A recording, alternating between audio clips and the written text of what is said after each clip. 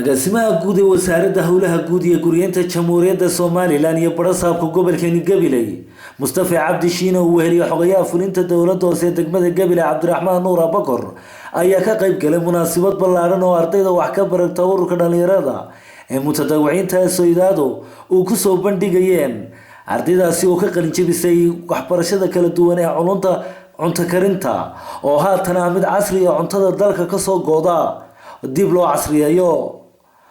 haddaba mas'uuliyiinta kala duwan ururka mutadawiciinta ee ururka Soomaaliyeed oo hadal la kooban halkaasi ka jeediyo oo kamid yahay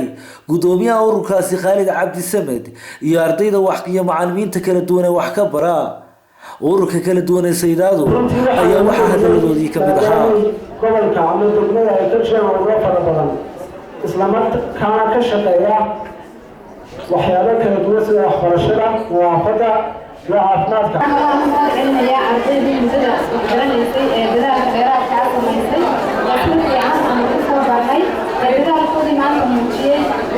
أعرف إنساني يموت في ميلان بسوي كذا. هذا فرح سنة إن قبل كقبيلة أصابه it's the first time I was coming قبيلة just I'm very happy and to make a cooking and so it's big lot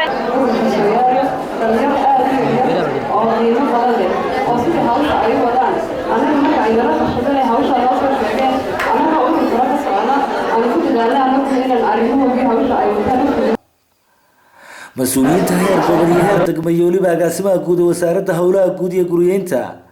oo iyaguna halkaasi hadal la kooban oo dhiirigelin ka jeediya ayaa waxa hadaladoodii kamid ahaa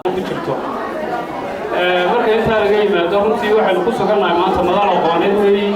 waxaynu aad iyo aad ugu mahadcelinaynaa ururka Soomaaliyeed iyo ardayda qalin jabisay ee baratay aqoonta cunto karinta waxaynu si gaar ah ugu mahadcelinaynaa macallimiinta Hargeysa ka yimiday ee u yimiday dhalinyarta iyo haweenka reer Gabiley iyo ururka Soomaaliyeed inay ugu tabarucaan aqoonta ay maanta barteen ururka Soomaaliyeed dhalinyaradii ay diyaariyeen waxyaabihii goor ismagan gobolka waxaa kamid ahaa in hoteelada in laga helo Gabiley hodeel wanaagsan oo casho wanaagsan laga helo oo muuqaal wanaagsan leh waxyaabihii ka fikirnay markii aan mid ka mid ahay caawana cuntadan arkay waa cunto wanaagsan oo lagu soo helay karo looga iman karo meel fog si Gabiley loogu nasto wixii horumar ee dalka ka socday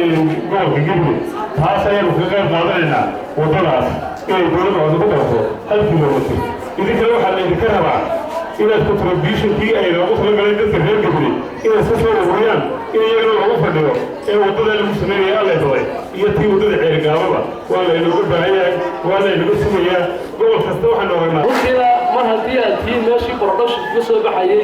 ee gobolkii wax soo saarka lahaa Soomaaliland wax soo saarka lahaa khudaarta hadday noqoto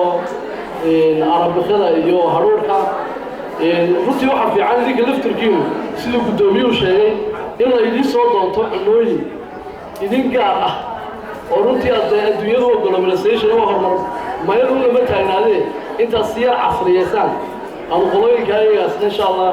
idiga marti noqono gabagabadiina halkaasi waxaa shahaadooyin kala duwan lagu gudoonsiiyay ardaydii wax ka badanaysay ururka dhalinyarada Soomaaliyeed oo wax ka baratay muddadii ay sameynayeen cunto karinta oo mid casri ah oo dalka haatan ku cusub taasi oo midhaha ka soo go'a dalka oo dib loo farsameeyo waa Nimcaan Deeg Ibraahim TV-ga qaranka Gabiley.